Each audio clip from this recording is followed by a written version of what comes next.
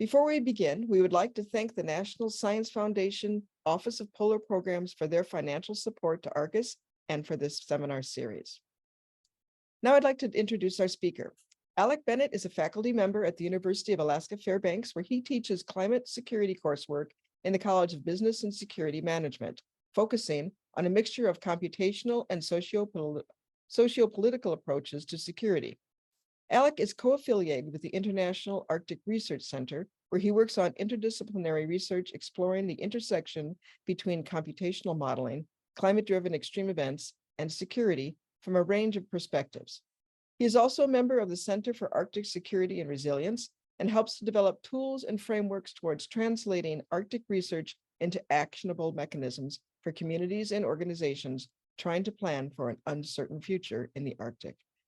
Welcome, Alec. We'll turn it over to you now. All right, thank you, Betsy.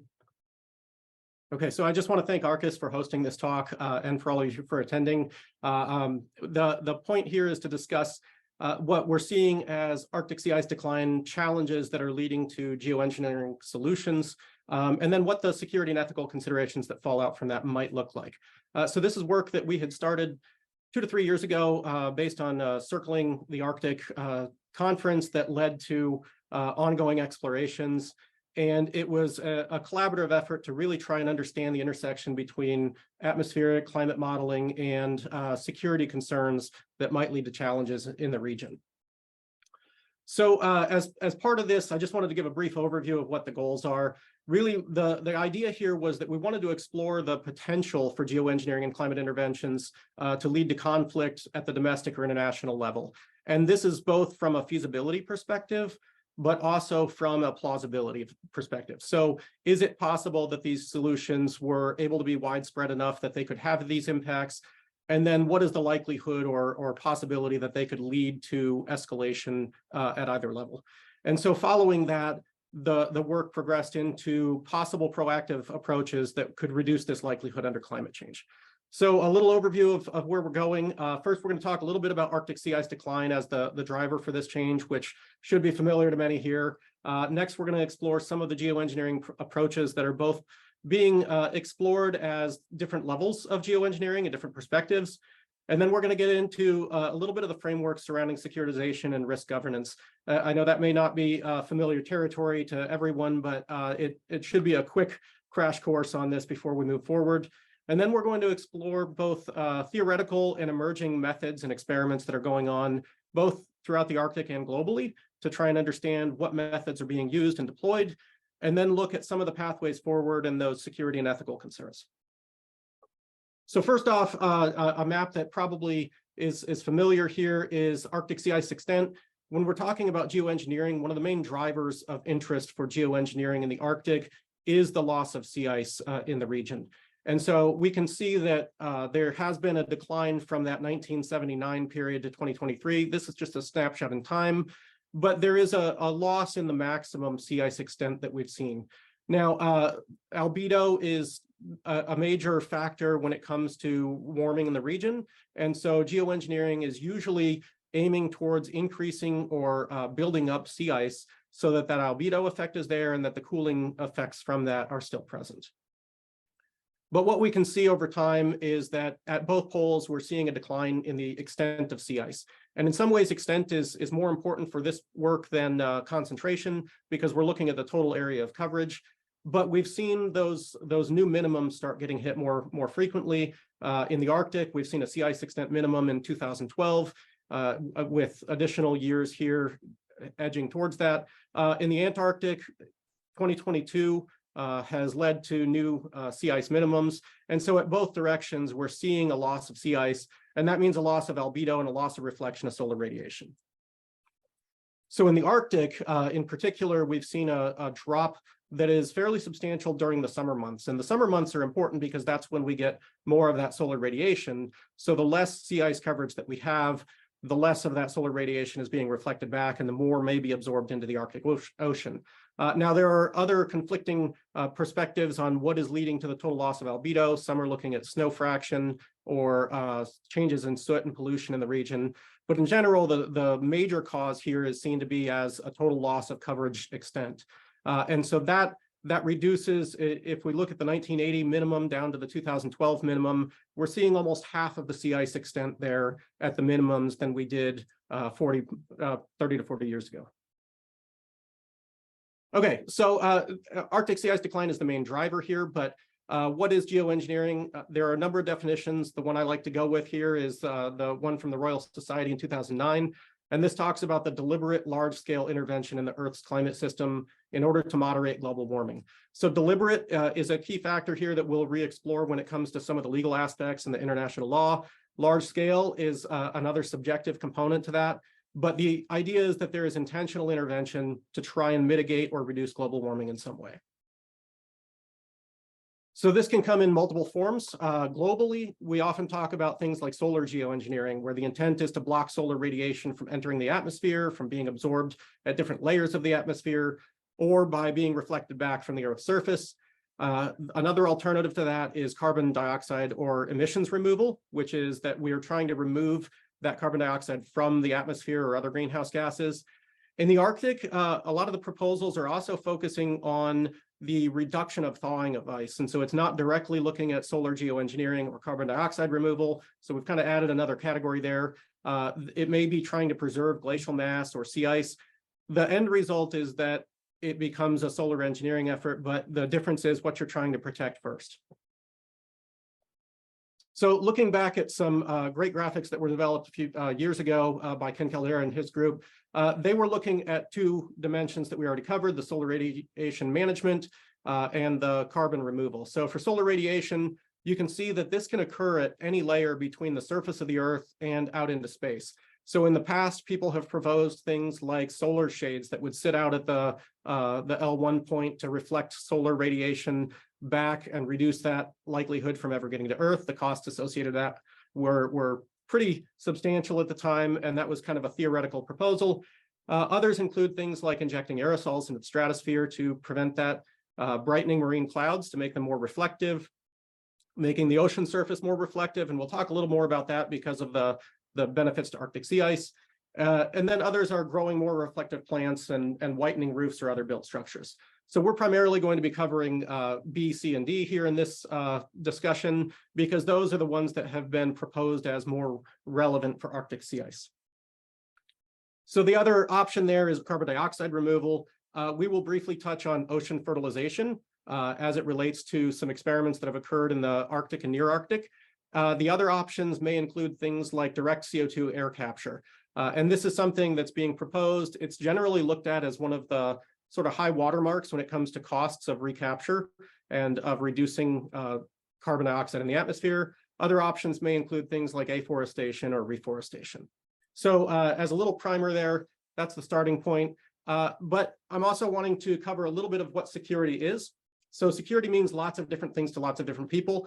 There are lots of different theoretical frameworks in the security world and security studies. So I'm not going to break down too many of those or the origins, but really what it comes down to within security is we're often talking about two things. We're talking about the referent, which is who or what we're trying to protect from something threatening it, and then the threat itself, which is a potential source of harm, either real or imagined.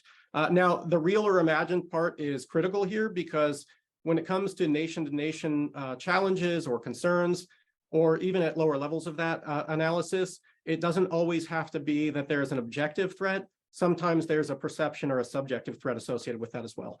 And so either one can be viewed similarly and reacted to similarly. And so we have to keep that in mind, that the perception of a threat is sometimes often just as important as the objectivity itself.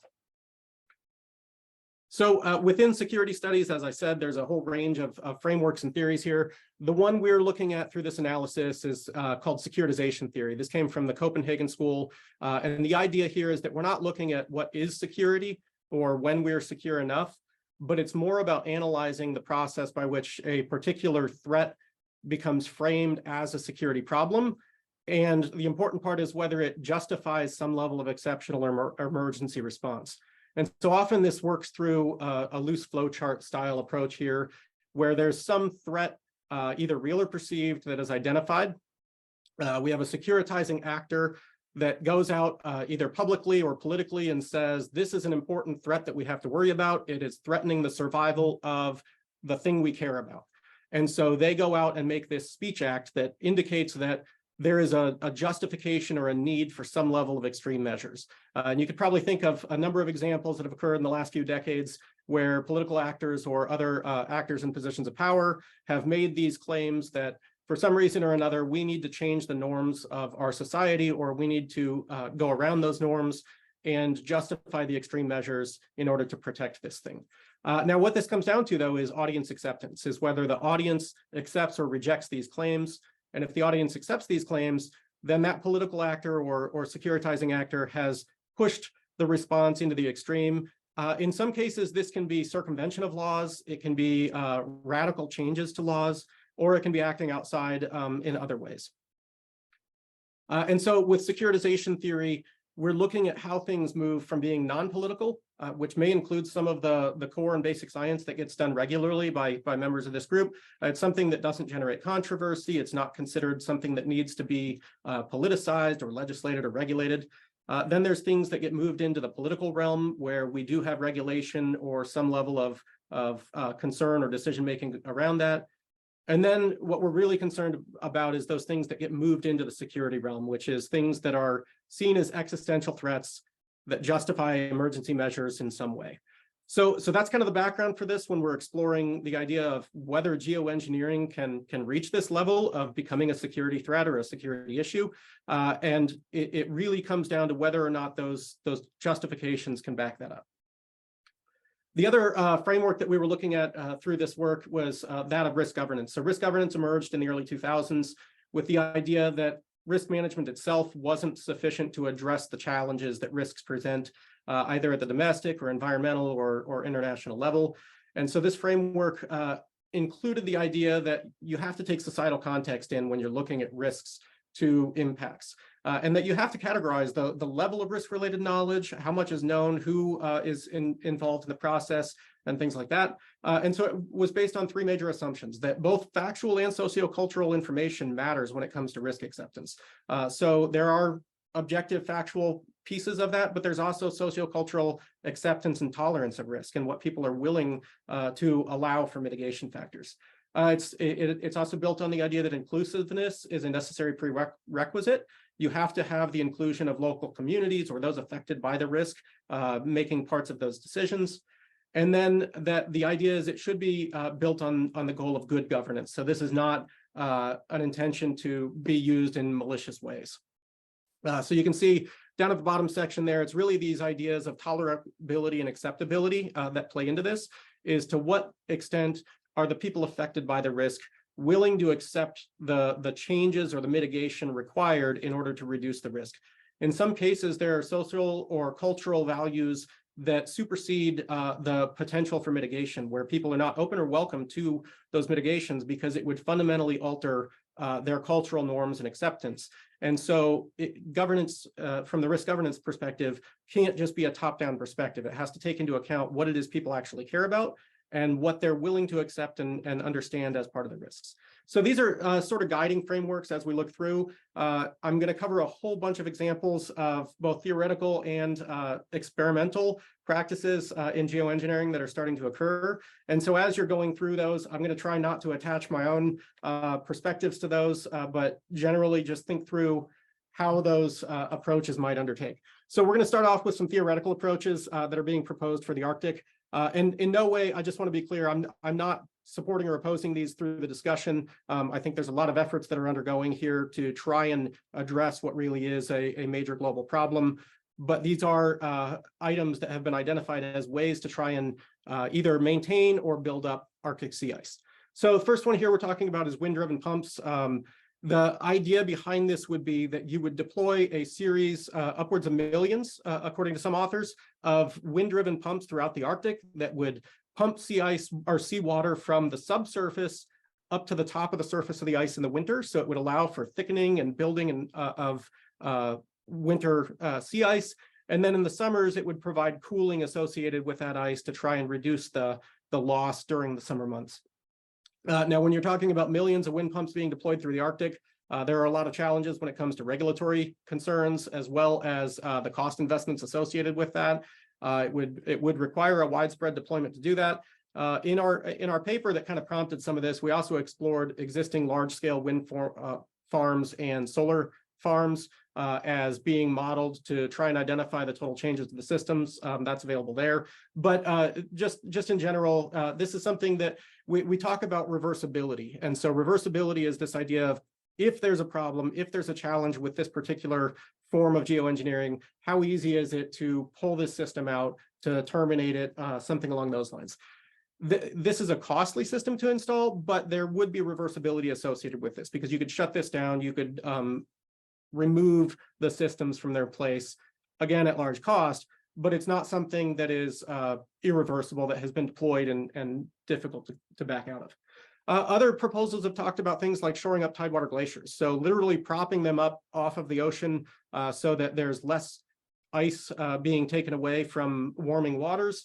And so the intention is you build a massive sill to prop up the foot of the glacier with the idea that separating that reduces the thermal transfer, but also offers the ability to, again, pump more seawater up and deploy that over the glacier so that you get glacial mass buildup. Again, significant engineering costs from the papers and the publications on this. The costs associated with it are high, but is seen as a reasonable cost, according to authors, in order to mitigate the larger challenges that may be being faced. This one's a little bit different from the previous in that the impacts are more localized.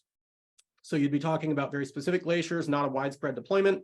But again, this would be a reversible type of situation according to these frameworks because you could deinstall or remove this system if there were challenges associated with it. So a number of authors have also proposed things like putting highly reflective insulative materials over the glaciers to try and protect the loss there.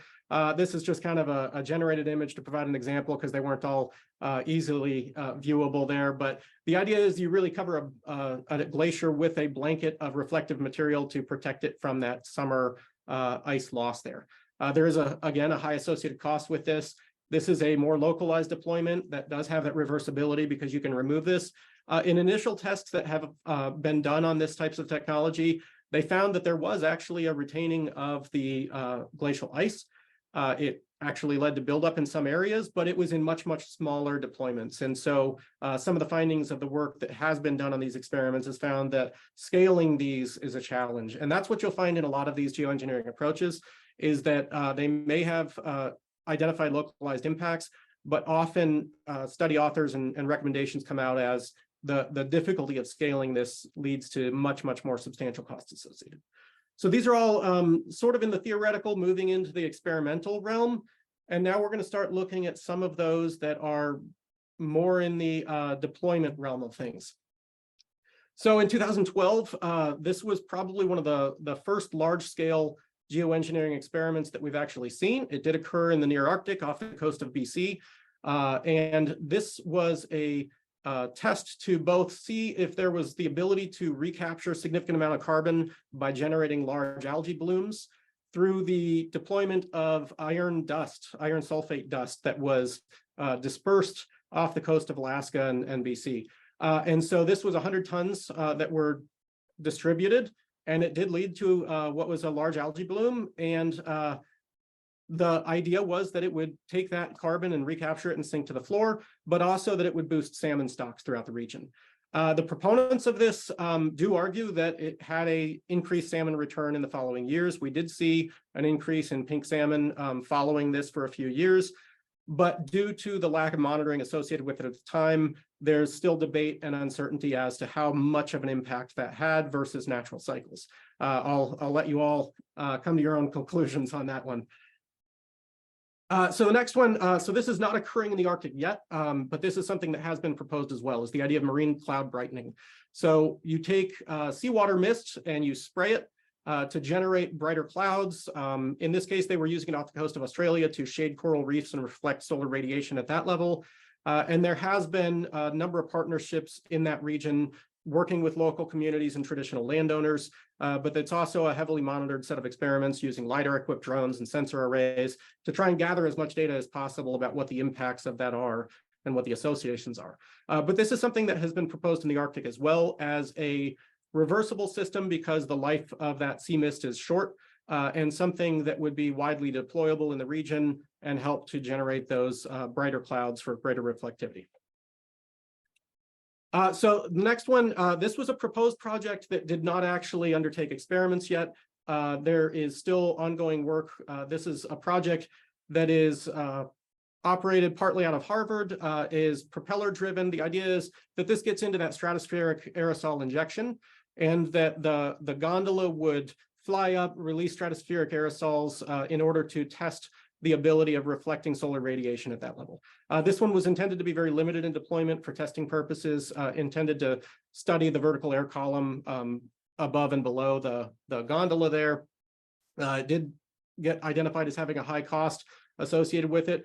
This would be something that we would consider not necessarily as reversible, because the ability to recapture those aerosols from that level would be much more difficult than, say, turning off wind pumps or disabling a sill or something along that lines. It was intended to be a narrow release. There was a proposed launch for this in 2021 that ended up generating significant controversy in the local region. There's a number of organizations that spoke out against this, and as of my understanding, that they are in ongoing study to improve local communications and community engagement prior to engaging in any further tests. And then one of the last ones we're looking at that's directly Arctic related here is the Arctic Ice Project, formerly ICE 911. The idea here is that silicate glass microspheres would be deployed to the surface of the ice. And the idea is that it would reflect that ice, provide a brighter surface to reflect back solar radiation. This one is a crowdfunded project, so it's not as much at the level of governments, but is something that is meant to be funded by kind of a bottom-up approach. It does have a lower cost with it and lower infrastructure than some of these others. Deploying large-scale wind turbines or sills to prop up glaciers comes with a much higher initial infrastructure cost. And so that means there's a longer startup time and more engagement from governance associated with it. This one doesn't have that associated with it as much. This one's not as easily reversible from our perspective, because once it's deployed, the ability to clean this up may be more difficult. According to the company itself, they're still in early technology readiness levels, which is roughly a proof of concept of the technology. Finally, this again is not one that's occurring in the Arctic necessarily, but this may present one of the first real-world tests of stratospheric aerosol injection. A company called Make Sunsets released 2 weather balloons. It was actually in the late 2022. A number of others have been released since then. But they released these in Baja California with the idea that they would directly release components that would help at that stratospheric aerosol injection level. Following this, though, the government of Mexico has actually issued plans that they will be banning solar geoengineering throughout the country, indicating that this test was a violation of national sovereignty. And going forward, they will adhere to the precautionary principle in order to protect communities' environmental settings. Now, this phrase national sovereignty is a key factor here when we're talking about things like the potential for conflict between nations or securitization of an event, because when countries begin deploying that kind of language, that's an indication that they are feeling threatened by the kinds of events here, and that the types of tests being undertaken have that ability to impact national sovereignty. So national sovereignty associated with geoengineering is kind of a key factor here. The precautionary principle, though, is this idea, though, that you essentially do no harm, or you try to limit the amount of harm that's done. And so going forward, those efforts that may be undertaken would be subject to much more stringent regulations. And it is, as far as we know, the first case of a national government banning solar geoengineering.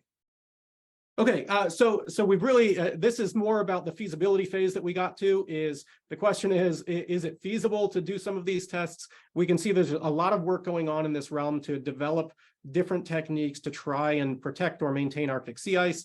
So I think feasibility-wise, we're really looking at, there is some level of feasibility to this. Is there a plausibility associated with the idea that this could lead to some sort of securitization or conflict between nations or domestic levels? We're getting hints of that. We're seeing that there's significant pushback both at local levels and at regional levels. And now following this past year or so, which was after we had written the paper that this was based on, we're seeing real world tests generating national government responses. So that's a new emergence in this. But I do want to look at some of the legal concerns here and what is currently in place. And there are a number of international treaties that in some way touch on geoengineering as a topic. So the first is the UN Convention on Biological Diversity, which bans geoengineering if it might affect biodiversity. The challenges with this treaty is that it depends on being able to prove the extent to which that this particular effort negatively affected species or species distribution. And so the burden tends to fall on the affected governments or impacted areas. In this case, the US is the only non-ratified UN member of this particular treaty. There has been some push to have the US join, but right now there's no indication that that's going forward. The next one is the UN Convention on the Law of the Sea. And this particularly affects those methods for geoengineering in Arctic sea ice or in the sea in general.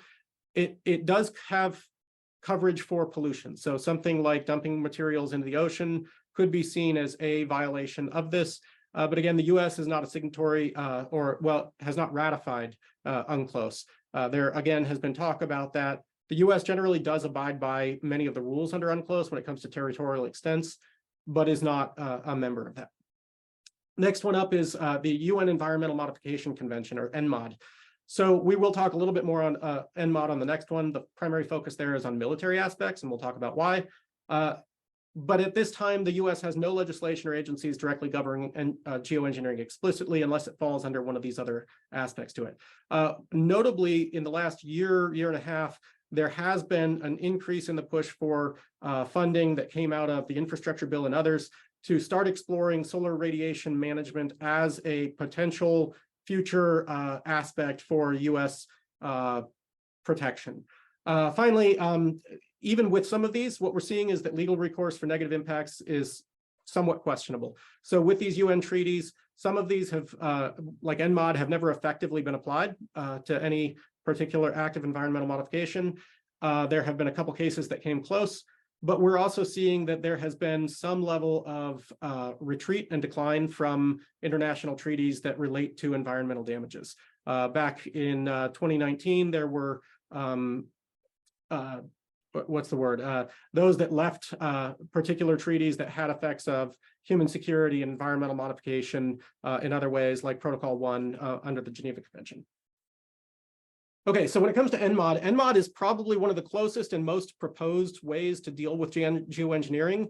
And this arose out of issues arising in the 1960s and 1970s relating to the idea that nations may start using weather modification as a weapon, along with occurrences in Vietnam and the use of Agent Orange by the US and others. The concern was that the modification of the environment for military purposes was increasingly seen as unacceptable. And so this treaty was the result of that. So the idea was that states that are party to the convention would not engage in military or other hostile uses of environmental modification that had widespread, long-lasting, or severe effects, that they would not assist other states in doing so either, so they wouldn't be party to supporting other states doing so. The big challenge with ENMOD when it comes to geoengineering, though, is that the provisions of this convention shall not hinder the use of environmental modification techniques for peaceful purposes. So if a nation is undergoing these kinds of changes for the intent of peaceful purposes or believes they are undergoing them for peaceful purposes, then ENMOD does not currently apply as it's written.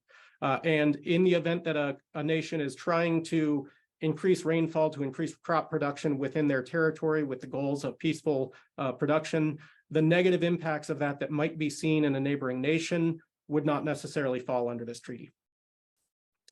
Okay, so when it comes to security concerns, when we're looking at those threats to a particular referent or thing that we're trying to protect, there's a lot of possibilities here. So we haven't seen this yet. There obviously was previous concern about this or relating to the ENMOD treaty, and that's where it kind of came from.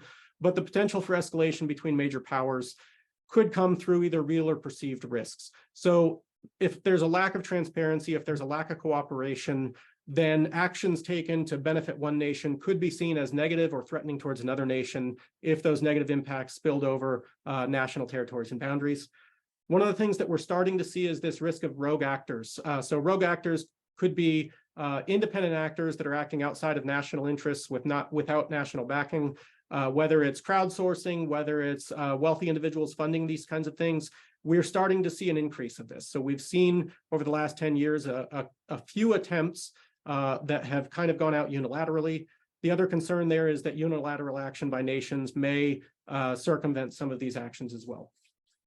So there is the potential for environmental, food, and human security outcomes as part of this. And so threats to individual populations, whether intentional or unintentional, could be a significant cause of concern for nation states that are looking to protect their populations as well, leading to that potential for escalation. And because of the lack of international regulations governing certain portions of this, it leaves it open for the possibility that these different explorations are done without buy-in from communities and nations that may be affected by this. So there's a number of human security impacts that could result from these changes, and we're really just trying to identify these as ways that nations and actors involved in this may need to be concerned about.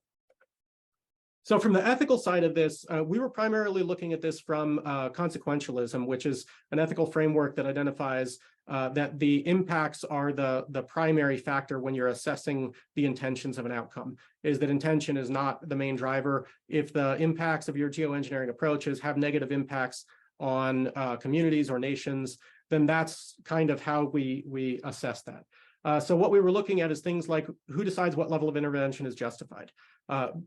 Again, right now, because there are exclusions for peaceful purposes or other aspects to that, that may be something that comes up to individual nations or areas. What is the distribution of impacts? So is it geographic, demographic, or socioeconomic impacts? Within the Arctic, there are lots of possibilities for unintended consequences associated with that. Who's responsible for the development and deployment of these systems? Is this crowdsourcing? Is this scientific research and academies? Is this government agencies? How well understood are the impacts and what are the potential unintended consequences? So to what extent are groups doing modeling efforts or identifying community concerns prior to engaging these? And then what potential for abuse exists in these systems? So there is, as with many technologies, the potential for abuse. With these, the idea is that abuse would be a malicious intention that was being played off as a positive there. And so this could be things like precipitation modification or alteration of sea ice for gains that would negatively impact others. So after going through this and the feasibility and plausibility, it became more likely that these are reasonable concerns to focus on. The recommendation pathways that we were looking at were things like the expansion of international agreements to formally address geoengineering and potential for conflict. So the potential for conflict is often one that is not as highly focused on as some of the other aspects of geoengineering concerns, but this is something that at the UN level is an important factor. One of the things we were looking at is that the atmospheric or ocean may present better opportunities for this. Often when it comes to altering terrestrial rules within nations, that's less welcomed by nations as part of international treaties. And so that could potentially verge on things like, depending on definitions, it would impact local alteration of landscapes, and that might be less desirable. So the next one is development of inclusive ethics committees relating to best practices and understanding. So this would probably be at a more national level, but there are international committees and standards for this as well, guiding when it's acceptable, when it's not acceptable to perform experiments, testing, and how to guide the processes that go through with that. The development of national legislation to address ethical and safe practices. Again, as a non-signatory or non-ratifier of a number of these treaties, the US is not bound by some of those. And so that would be a concern, particularly here. And then admittedly, when we initially undertook this effort and wrote this, we published in spring of last year. The paper had been written and sent out in January of last year. We realized that Arctic Council structures have changed substantially in the last year and a half. It's still a model that offers some level of hope for how to manage these things that maintain non-security realms. So keeping it out of the security. Arctic Council is specifically designed not to address security issues and to be a proactive scientific venue for understanding the kinds of problems and challenges faced throughout the Arctic. And we still see a similar model as a potential way to avoid and mitigate the levels of consequences and conflict associated. And finally, that there is a need for increased modeling of the potential consequences and unintended consequences prior to field testing or widespread implementation. This is something that I think speaks even more directly to this group because of the ability to model these efforts in a forward-looking way to understand if there was a widespread deployment of one of these technologies, how does this affect neighboring regions, neighboring communities, or possibly neighboring nations as part of this? Okay, so that is the overview and the sort of core of this, along with some of the potential security and ethical concerns. I'm curious to explore questions as part of this and to understand what the perspectives are. I know that this is an emerging set of technologies that is increasingly being looked at in order to try and mitigate the climate change challenges that are being faced. And so there are a number of perspectives that come through on this. So I'm going to go ahead and hand that back off to Betsy for questions. Thank you, Alec. That was a really dynamic and wonderful presentation. And thank you to all the participants for providing a very dynamic and active conversation in the chat. That I won't try to read all of the chat as we go into the Q&A and focus more on questions. So we'll begin the Q&A right now. If you may raise your hand, and I see Ben has raised his hand, so I'll get to Ben in a second, and he can ask his question aloud. If you're joining by phone, you need to raise your hand by pressing *9, and then after you ask your question, please press *6 to mute yourself. And if needed, Alec has offered to continue to be available for another 5 to 10 minutes at the top of the hour. And so let's go ahead and go to Ben. Ben, can you unmute yourself and ask your question? Yes, thank you for that very interesting presentation and proposal. In the very beginning of your presentation that you mentioned that there was a consultation with local communities. Could you identify what local communities, in particular, what Indigenous communities were engaged to provide critical feedback as to your proposed projects or the proposed feasibility? And then a follow-up question to that would be, in the planning and implementation of the geoengineering projects, are Indigenous people's rights to their lands, territories, and resources being fully respected, and how are those taken into account? That's a good question. Thank you. So I would say that in many of these projects, that is not initially a part of the consultation, that those that have engaged in this have not sought that out early on. I think there are a lot of lessons that are being learned as a result of early experiments and attempts, that is not something that can be ignored. And that's part of this idea of risk governance, is that you really do have to have local community concerns and concerns by those that are affected by these kinds of changes, and that can't be ignored, even if the testing is occurring up in higher levels of the atmosphere. And so this was something that led to significant pushback of particular tests that I briefly mentioned, with the idea that new ethics and local engagement committees and frameworks have been established as a result of that. In some of the early tests, they were in concert with local communities. The Haida Gwaii testing, 2012, 2011, was something that was partial community support. And I say partial because there were a mixture of community support and opposition in that time frame regarding that test. In the later tests, that has been more mixed as well. Now, the testing for marine cloud brightening off the coast of Australia, that one did have traditional Indigenous community support as part of it and guidance. And others have had more of a mixed history there. But I think as part of that, that's part of the recommendations as well, is that we're looking at is this need for community affected inclusion in the decision-making process, because the risks that are associated could be affecting things in ways that the research identified is not directly considering, whether it's use of traditional lands or cultural aspects that may be disaffected by these tests that are unintended by the researchers, but that they might not be aware of as they undertake these. Thank you for that last comment. I was going to have a follow-up question regarding the disruption. It will have a impact upon food security practices of Indigenous peoples living on Indigenous lands, where in particular the silica. I mean, consider that as it's going to be consumed by our food sources, which will affect the health and wellness of our people. So thank you for that, that last comment. It will affect the food chain and the food web. Thank you. And as Stacy noted that just reminded that the projects that Alex is talking about, he's provided an overview of projects that are out there, not ones that he's recommending in any kind of way. So are there any, I'll go to a couple of the prompt questions that we came up with, because I don't, and I encourage everybody to read back with a meeting chat, because it's been really active and very interesting, but I'm not going to try to read through that.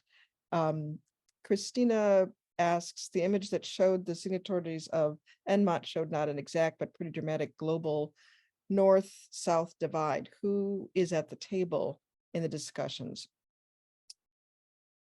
So this is a good question, and this is part of the concern with who's affected by it and who's deciding where these tests occur. And I think that's been a big component in some of the pushback on these, is that the level of inclusion early on in these tests has not included those that were necessarily affected by it. You can see a number of these tests, and again, I'm talking vaguely about these because there's a range of different tests that have occurred in different places.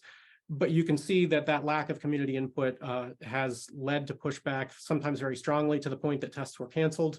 And it's not always required to take into account that input legislatively or regulatorily, depending on where those tests occur. I think this is something that comes through not only oversight committees, but through best practices approaches towards this, and ensuring that even if there's not legislation or regulatory guidance for this, that there needs to be an understanding by researchers engaging in this, that they have to take that upon themselves, and that it is the responsibility of those doing research to understand what those impacts are. There is also the potential that one that didn't make it onto the screen there is that funding agencies take some level of responsibility towards mandating that guidance when they are distributing funds for research relating to these kinds of efforts, that there needs to be a local engagement plan as part of this. Otherwise, those projects don't receive the funding associated. Did I think I partially answered that. Is that? I think so. And I think Okay. it answers some of the other questions that are coming up about who identifies who is affected and by the geoengineering projects. And some other comments about, specific, some of the specific, especially the ICE 911 experiment. I think there are concerns that one particularly did not take into account any impact on local communities. And I think there is an open letter relating to that one as well from a number of communities that were opposed to the effort, and that's available out there. We can maybe provide that after the fact. Thank you. There's another question saying, what if funding went directly to communities for them to define research needs rather than the other way around? And I think there's an interesting opportunity there for identifying it from the ground up and seeing what it is that people are looking for. I think that also requires that there has to be connections for neighboring communities as well, because similar to the international level is that one community, the experiments that are undertaken in that area may travel and may have negative effects on neighboring communities or regions as well.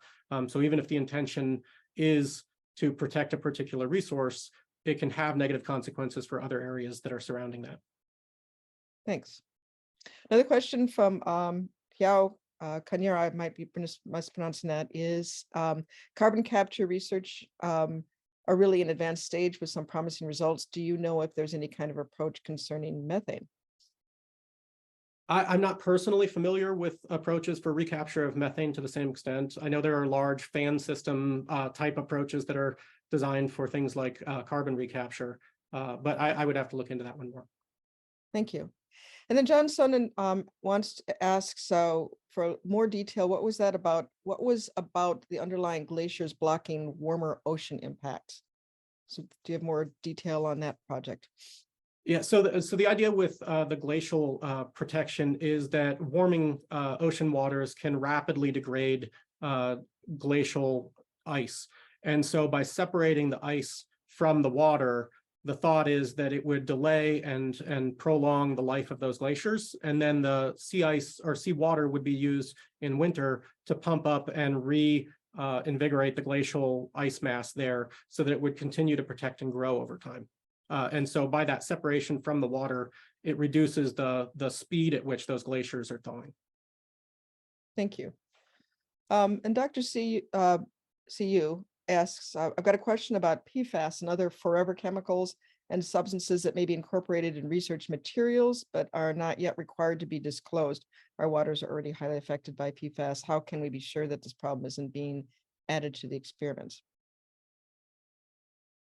Again, I would say through a mixture of regulatory and ethics committees to approach these kinds of projects is that there is an opportunity for greater oversight of these types of projects with that guidance that ideally would be made up of a mixture of researchers and local community experts to try and understand what the impacts are.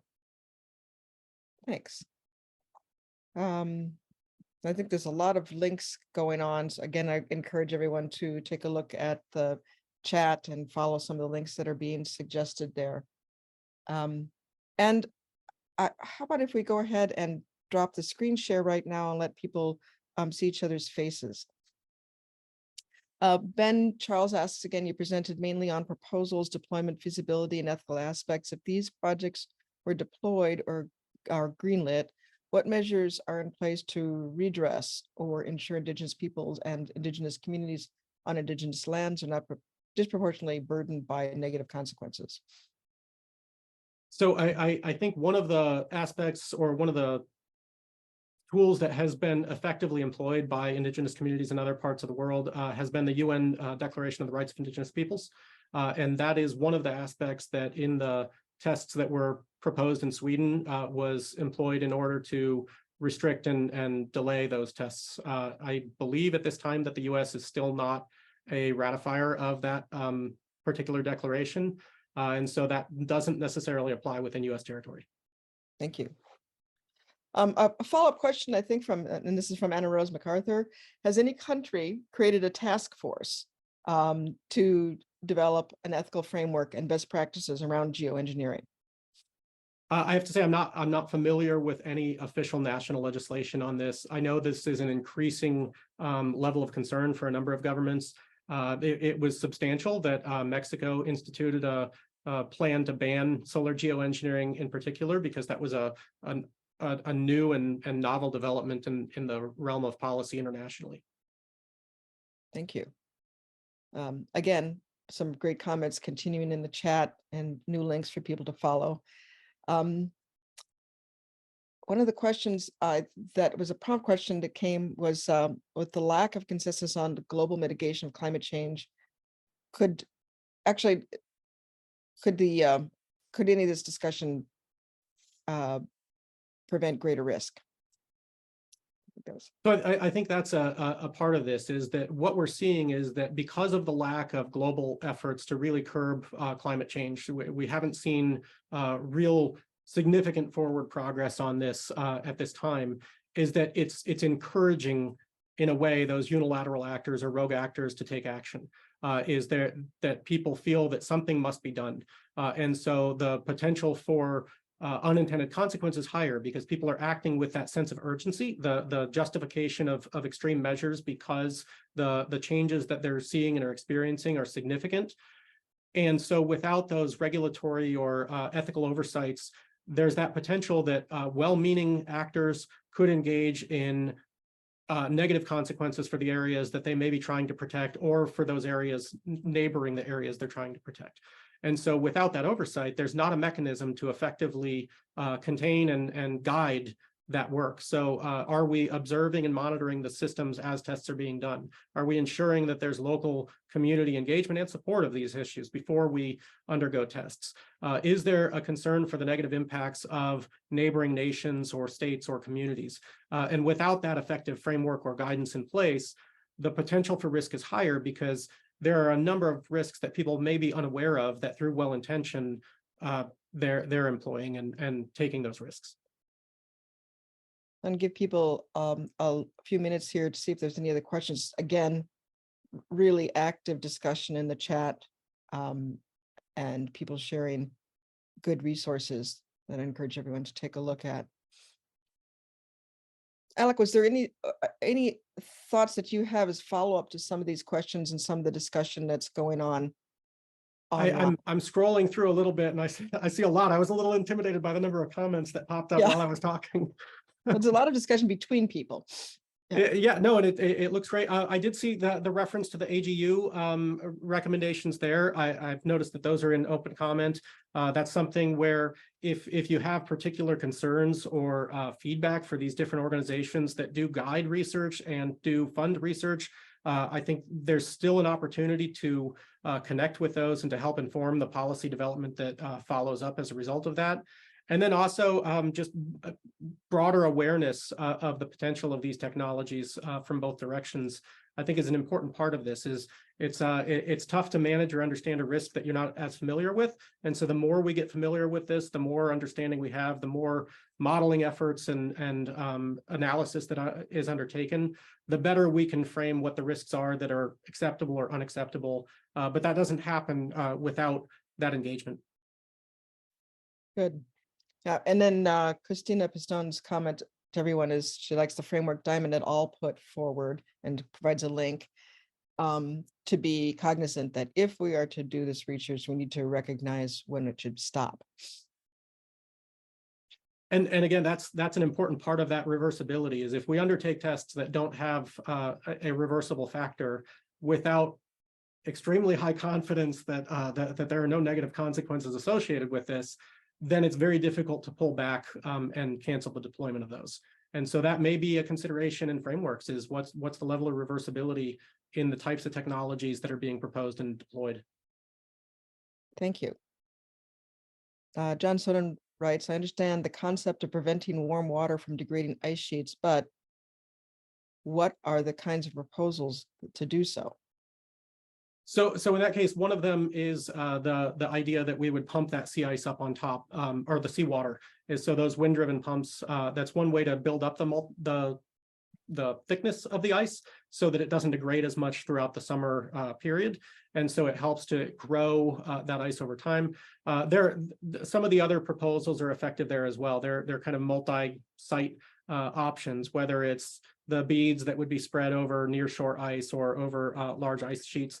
The challenge with a lot of these becomes the costs and feasibility associated with trying to scale up the technologies. And a number of geoengineering authors and publications have indicated that localized tests may be effective for some of these technologies, but the challenge of scaling them up is very high. And to be fair, many of those that are exploring and identifying these technologies are also strong advocates for mitigation of greenhouse gases as the primary path forward, not the reactive or secondary approach that's associated here.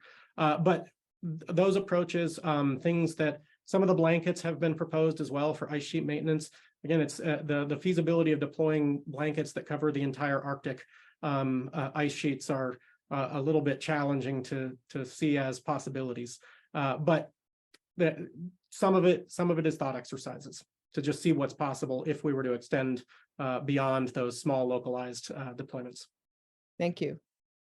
And Kana has her hand raised. Go ahead. Hello, thank you so much for this presentation and thank you everybody for the comments. So you probably will notice when you read the comments, there are a lot of concerns about consent. And part of your presentation was about a lack of consent that caused international issues. So in thinking about consent, how does science communication, the ability for communities to understand the risks in real and tangible ways affecting food security, right? There's a lot of intercultural and science communication needs necessary in order for consent to really happen, and also the understanding of risk to really be engaged with at a community level. You're talking about advisory boards or community, but I'm talking about the community itself to understand it and be able to comment effectively and do self-advocacy. So how is science communication being incorporated effectively in these types of proposals? And is that something that is on the horizon, actively happening, or what? I would say in many cases that's on the horizon and not actively being engaged in. As I said, with some of these examples, I think lessons were learned through early attempts, and the lack of communication also led to, in some cases, misunderstandings of the technology itself. And so in the case of some, the deployment was meant as a non-invasive dry run, but the community pushback was strong because there wasn't clarity, there wasn't early communication, and so there wasn't trust associated with going forward with some of those experiments. And so I think from a researcher perspective, those that are engaging in this, it's important for them as well, if they want to have success in exploring these, to have that level of trust establishment and communication with communities, because otherwise there are significant impacts that can come from some of these. And the concern and the risk tolerance is very low for something that has the potential to significantly alter your traditional uses of lands or your familiarity with your nearby environment. So the short answer is there is not a lot in the way of formal requirements or direct engagement required. Some groups are starting to develop those as part of the learning process, and some are more proactive on that. If we talk about the group that was working off the coast of Australia, they were very engaged early on with communities. Lots more discussion on the chat. Ben writes, let's see, there's a new one with Mike McCracken asked, with respect to risk, it is not largest risk facing the region, is not the largest risk facing the region. What will happen if there's no intervention in that cutbacks and emissions have been so slow? Then I'm looking for another question. I think mostly discussion back and forth. Talk about relative risk and perceived risk on both sides. Go ahead, Alec. Right, and yeah, relative risk is often one of the things that is discussed, is that if we don't act now, the risk of out of control warming becomes significant globally. The challenge is that, and some of these newer securitization frameworks that I didn't go into because I didn't want to have a whole side talk on security studies as the main focus, but some of those are focusing on who is negatively impacted. So just because there's a net positive globally, who is disaffected by it also matters. And so if you're not considering that as part of it, you're asking some to give up what they have in exchange for others. And so that has to be part of the understanding. And I think that there is a relative risk associated with it. There are also negative risks associated with going forward without a clear understanding. Other researchers have proposed some significant risks of this, as far as maybe geoengineering allows for the continued emitting, and it doesn't curb the emissions side of it enough because it helps to counter some of the negative effects. There are things like termination shock associated with it, with the idea that once you start implementing these geoengineering solutions, if you were to rapidly stop them at some point, and there continued to be increases in greenhouse gases, then those mitigations stop, and now you get rapid spikes. So there are a number of other workers in this field that are starting to look at global implications as well, with the idea that moving forward is not automatically progress, I guess I should say. Thank you. It's 10 o'clock, so we're going to do a soft close for people that need to leave now. For those of you who want to continue the discussion, Alec has offered to stay available for another 10 minutes. And so please continue to add your questions in the chat section. For those of you leaving now, on behalf of ARCUS, I want to thank you for joining us today, and a special thanks to Alec Bennett for his excellent presentation, and to all of you for really active, excellent discussion in the chat. We are continually working to improve our seminar series, as well as looking for suggestions for future seminar topics and speakers. Please take a minute or two to complete our short survey. A link to that is available in the chat window. A recording of today's webinar will be archived and available on the ARCUS seminar series webpage available to you. An email containing that link and to the links to both the survey and the archived webinar will be sent once the video recording has been posted. We invite you to join an upcoming webinar, which will be on the 12th of September at 9 o'clock on Alaska Daylight Time. Vera Kuklina from George Washington University, she'll be making a presentation, and registration will be available online for that soon. Please visit the ARCUS homepage for more information about ARCUS, our programs, and upcoming Arctic related events. thank you for those that need to leave now for joining us today. And for those that are continuing, I believe there are a couple other questions or people want to raise their hand.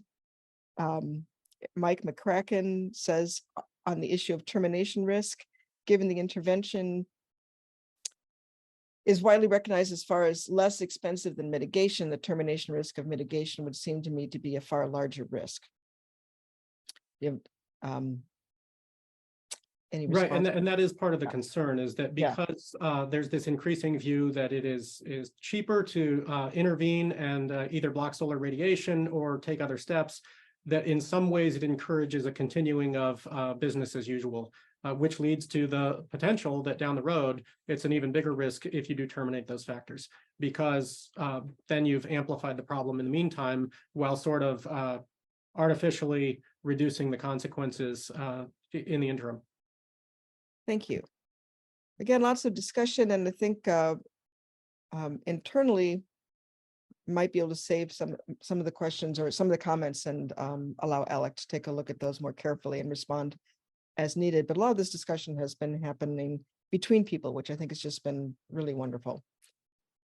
Yeah, and I was thank you all for the comments and the discussion on the side. I look forward to getting a chance to go through all the comments and scroll back up a bit. I'm excited that there's as much discussion as there is on this, and that there's as much interest and engagement.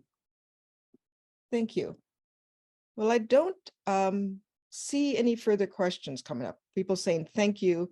There's a lot of appreciation expressed for both your presentation and for the great discussion that everybody's engaged in here.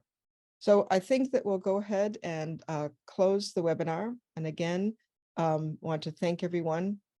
Thank Alec very much for your presentation. It was really well organized and a great step through for some of the issues that are being addressed in terms of geoengineering in the Arctic. And so on behalf of ARCUS, I wanted to thank you again for everyone for joining us today, and especially to Alec Bennett. And again, we are working to improve our seminar series and look forward to your suggestions for future seminar topics. Encourage you to take a minute to, after the seminar, to respond to our short survey and to suggest any information that you have about future seminars. And we will send an email containing the links to both the survey and the archived webinar as soon as the video recording has been posted, and that will probably take a few days. So look for that probably at the middle of next week after the holidays. And we invite you to join the webinar on the 12th of September.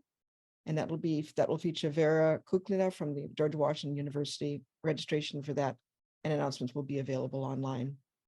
Please be sure to visit the ARCUS homepage for more information about ARCUS, our programs, and upcoming Arctic-related events.